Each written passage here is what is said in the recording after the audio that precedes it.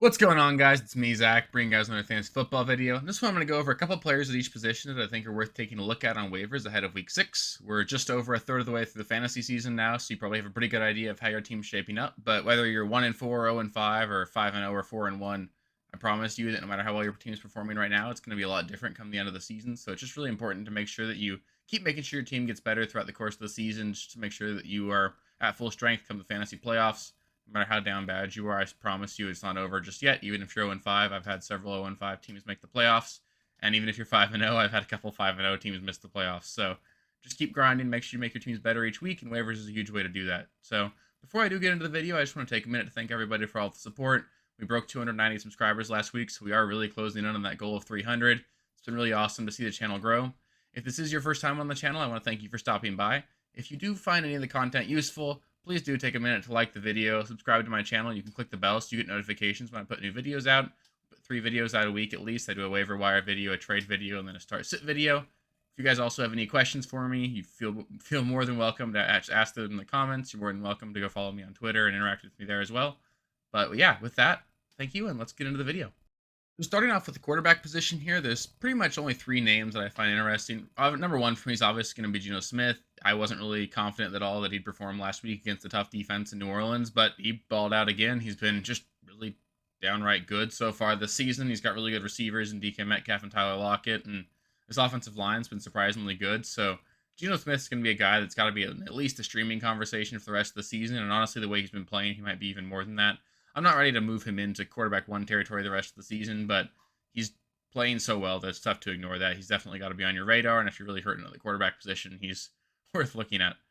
Next guy I'm going to bring up here is going to be Justin Fields. I know he's been really gross so far to start the season, but he did set season highs in passing yards this last week with 208. I know it's not flashy, but he's also adding at least 45 yards on the ground each week over the last 3, and he did have that 50-yard rushing touchdown get called back due to a penalty against the Vikings this week.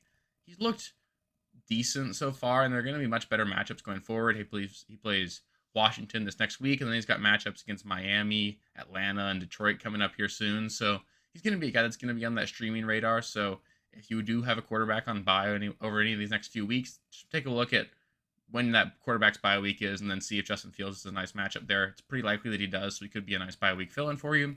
And then Carson Wentz, I know he's been pretty up and down so far this season, but he's getting it done from a fantasy perspective at least, and with bye weeks coming up, he's definitely going to be a guy that's worth taking a look at in terms of your bye week replacement. So keep an eye on these 3 guys going forward.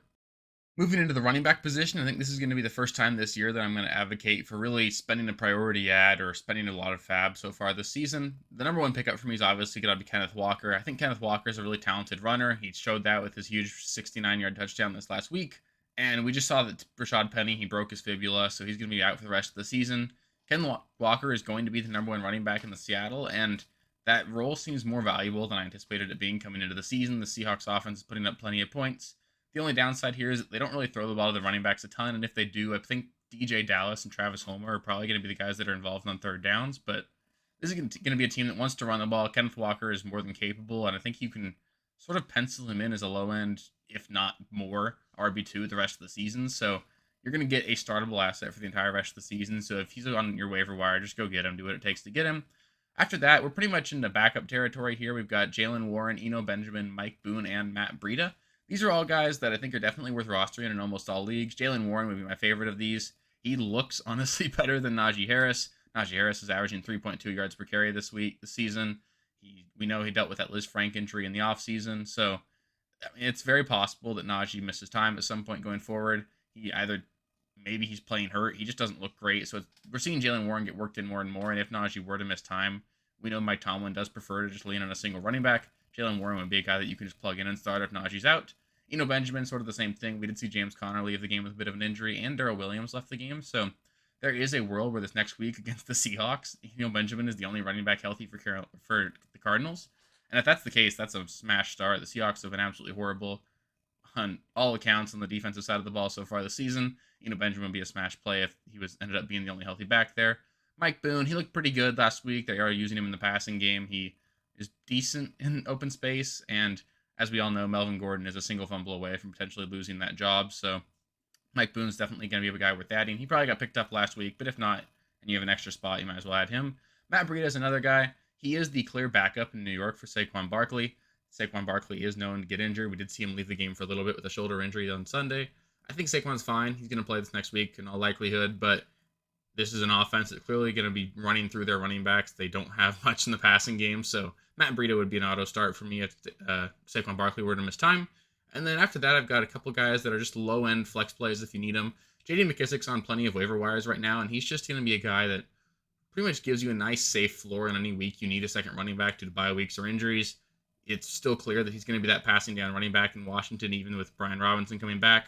More than likely, it seems like Antonio Gibson's going to be the odd man out there. So J.D. McKissic's going to be a guy that you can plug in and play any single week, and it's not going to get you a lot, but he's going to get you some points, and sometimes that's just all you're looking for. And then Tevin Coleman's a guy worth taking a look at as well. He is a backup for Jeff Wilson here pretty clearly. He actually had a really good week this last week. He scored twice. He looked good, which is something I haven't been able to say about Tevin Coleman for the last couple of years. But if anything were to happen to Jeff Wilson over the next few weeks, Tevin Coleman would be a nice start. And if you're desperate, he could be a low-end flex if you're in a deep league. Next, for the wide receiver position, there are actually a lot of good pickups for me this week. Number one pickup for me would be Michael Gallup. He's been clearly the number 2 wide receiver in this Dallas Cowboys offense. He caught 4 passes, and he also dropped one, so he really should have had 5 this last week. And this is in an offense that threw the ball 15 times on Sunday. So with that coming back, potentially as early as this week, this offense is going to open up quite a bit. There's going to be a lot more points scored on the Dallas side of the ball. And I think that there's room in this offense for at least 2 receivers to perform. We know CeeDee Lamb's going to be that number 1, but Michael Gallup should be their number 2 wide receiver. Dalton Schultz hasn't been much so far this season, so Michael Gallup should be the number 2 target in this passing offense, and he's just a good player and should be a good offense. So Michael Gallup has every week starter upside going for him. I don't think he's going to be any sort of world beater, but it's possible he ends up finishing the year as a top 36 wide receiver over the latter half. So he's going to be a guy that's definitely worth taking a look at and adding if he's available.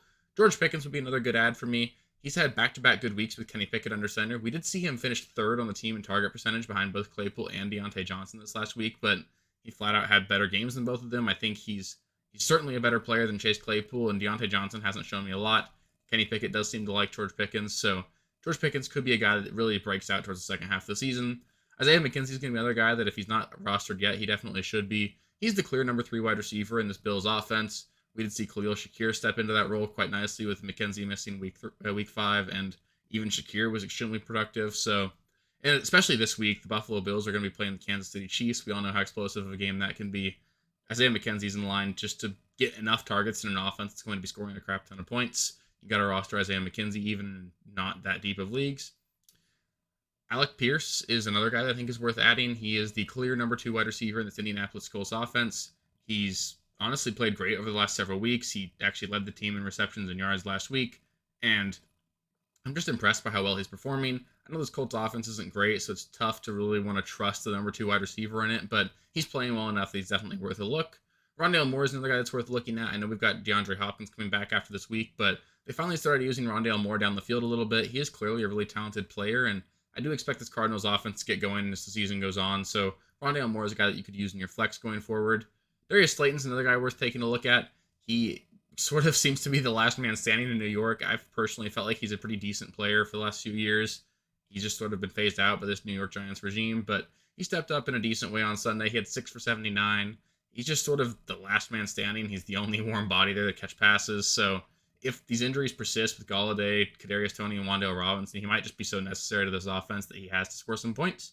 And then Nico Collins is a guy that's worth taking a look at. I think he's a really talented player. He's the clear number 2 wide receiver in Houston, but he did lead the team in receiving yards this last week. There's not a whole lot of yards to go around for these pass catchers in Houston, but he is a good player. He's big. I think he could find his way into the end zone a few times over the course of the season, and he's just a guy that in deeper formats is worth taking a look at. And finally, let's go over some tight ends here. Again, there's never a whole lot on the tight end position, but Hayden Hurst is going to be worth a look, especially if T. Higgins does miss another game. He does seem to be the pretty much number 2 option if Higgins misses, number 3 option if he's not. He does seem to have sort of passed Tyler Boyd in this passing offense. So Hayden Hurst is getting enough targets in an offense that's really good. Targets from Joe Burrow are certainly valuable. So Hayden Hurst, who's also not that bad of a player at all, is a decent tight end streamer if you need him. Irv Smith does seem to be the clear number 3 target in this Vikings offense behind Thielen and Jefferson. He's explosive. He can do a lot with the ball in his hands. So there's not a whole lot of tight ends that you can say are explosive like that and could give you a big play, and Irv Smith is one of them. So he's worth streaming as well. And then Taysom Hill, who for whatever reason has tight end eligibility.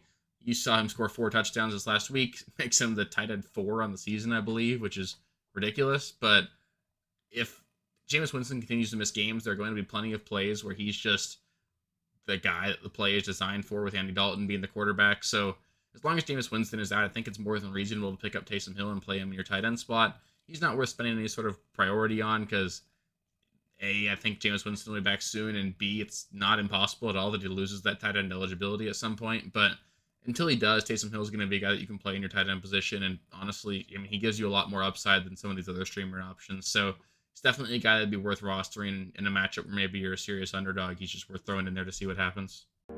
Thank you guys for watching. If you haven't already, please be sure to subscribe to the channel, like the video, check out these other videos here if you haven't.